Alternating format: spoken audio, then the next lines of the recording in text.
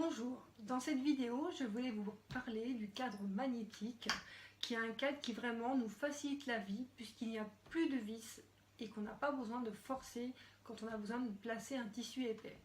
Donc que vous ayez déjà ce cadre magnétique ou pas, regardez cette petite vidéo, ça vous donnera peut-être des petites astuces en plus que vous n'avez pas encore eu. C'est parti. Alors, le cadre magnétique est en 3 parties. Donc, le cadre vert supérieur, une plaque de protection et la partie grise qui est en fait comme le bas de notre cadre habituel avec pour chaque modèle de machine un bras différent. Donc ici j'ai un bras coulisse parce que j'ai utilisé la 4000 de chez Brother. Si j'avais pris ma Brother 750, j'aurais le bras à clips. Donc en fonction de votre machine, regardez les différents modèles. Il y a des cadres magnétiques pour Husqvarna, pour Fav, pour Bernina, pour Brother, bientôt pour Janome. Donc n'hésitez pas à regarder régulièrement les différents cadres. Donc pourquoi une plaque de protection? Il est important quand on range notre cadre de remettre cette plaque. Comme ça, ce sera beaucoup plus facile de les séparer. Donc ça, dès que vous voulez le ranger, vous remettez la plaque de protection. Donc comment je brode par exemple une serviette éponge? C'est vraiment tout simple.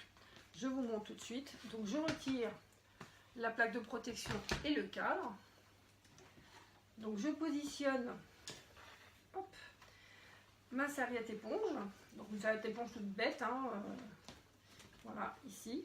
Donc imaginons, je veux broder ici. Je prends la partie verte. Donc information très importante. Il faut mettre le cadre dans le bon sens. En fait, sur le cadre, vous voyez en dessous, vous avez des encoches vertes, ici et ici. Et il est important qu'elles soient toujours en dessous, sur la partie basse, quand vous mettez le cadre. Donc sur certains cadres, on voit les aimants, donc c'est assez facile de voir que c'est le bas. Mais sur certains cadres, d'un côté ou de l'autre, les aimants ne sont pas apparents et on ne voit pas bien. Donc il faut regarder au niveau des encoches pour qu'elles soient toujours sur le dessous. Alors pourquoi je vous dis ça?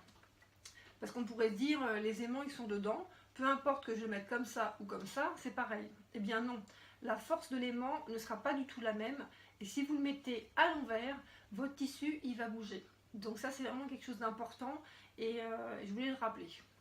Donc je positionne mon cadre, donc il faut qu'il soit au même endroit que mon cadre gris, d'accord?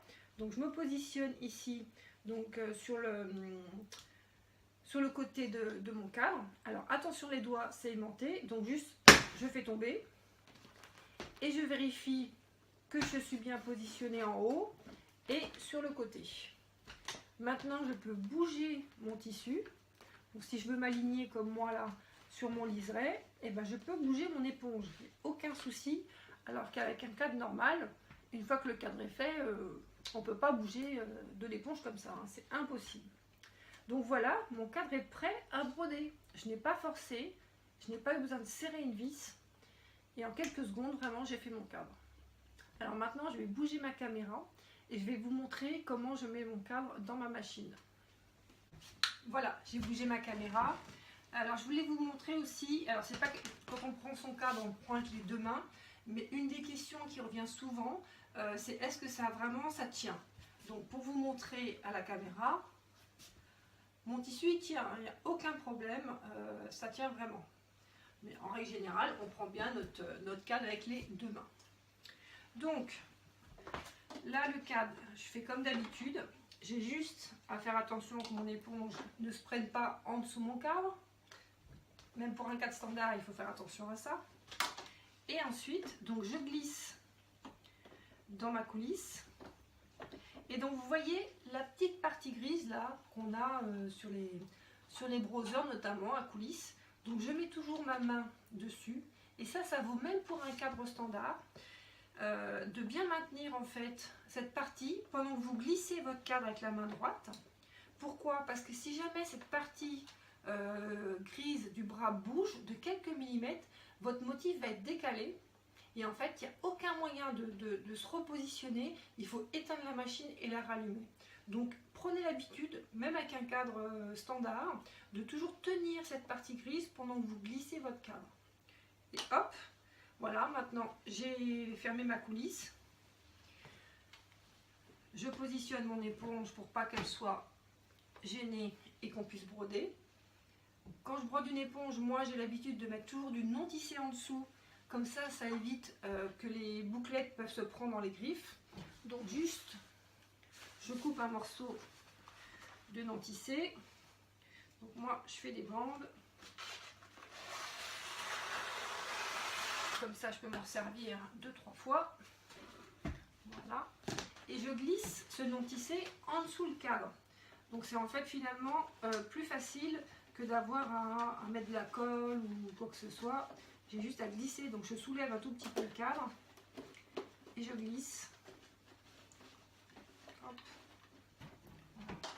Je sais pas si je le trouve de l'autre côté. Voilà. Vous voyez, juste pour vous montrer, il est ressorti de l'autre côté, donc j'ai pas besoin de le mettre aussi loin. Je le avance. Maintenant, j'ai plus qu'à mettre mon hydrosoluble pour que mon éponge soit belle. Un petit coup de bâti avec ma de surfiler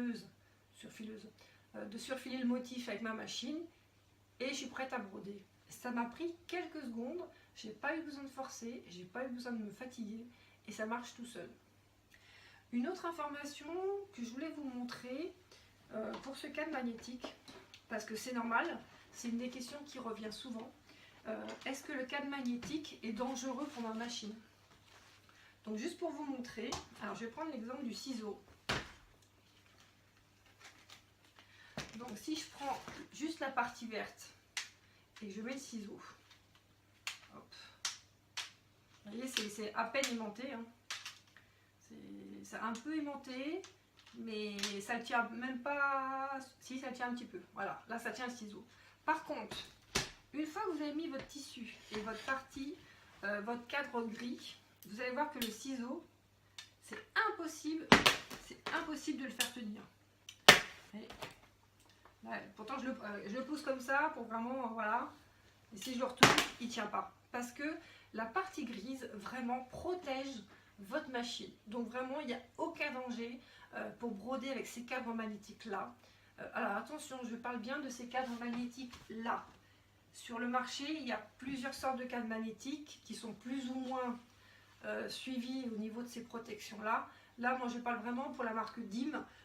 Il y a vraiment eu des grosses recherches de fait. Ça fait plus de 10 ans que ce cadre existe aux États-Unis. Donc ils ont vraiment eu des gros retours et ils savent très bien ce qu'ils font. Donc aucune inquiétude sur le côté dangereux de la machine pour les cadres DIM. Voilà, j'espère que cette petite vidéo vous aura aidé et que vous allez pouvoir peut-être, si vous ne l'avez pas encore, pouvoir enfin broder sans fatigue. Et si vous ne l'avez pas, que ça vous aura apporté des petites infos supplémentaires. À très bientôt!